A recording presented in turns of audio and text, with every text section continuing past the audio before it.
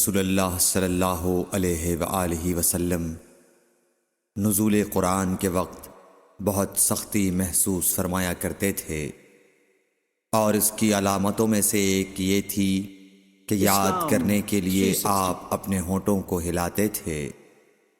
ابن عباس رضی اللہ تعالیٰ عنہ نے کہا، میں اپنے ہونٹوں کو ہلاتا ہوں جس طرح آپ ہلاتے تھے۔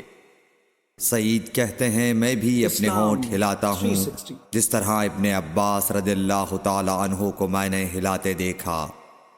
پھر انہوں نے اپنے ہونٹ ہلائے۔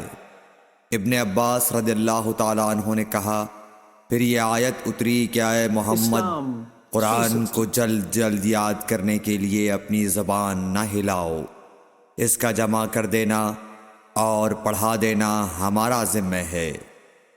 حضرت ابن عباس رضی اللہ تعالیٰ عنہ کہتے ہیں، یعنی قرآن آپ صلی اللہ علیہ وآلہ وسلم کے دل میں جمع دینا اور پڑھا دینا ہمارے ذمہ ہے۔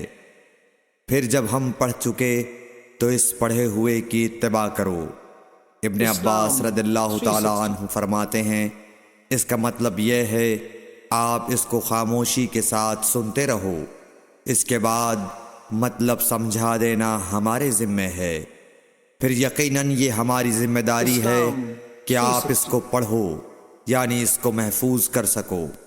چنانچہ اس کے بعد جب آپ کے پاس حضرت جبرائیل علیہ السلام وحی لے کر آتے تو آپ توجہ سے سنتے، جب وہ چلے جاتے تو رسول اللہ صلی اللہ علیہ وسلم اس وحی کو اس طرح پڑھتے جس طرح حضرت جبرائیل علیہ السلام نے اسے پڑھا تھا۔ صحیح بخاری حدیث نمبر 5۔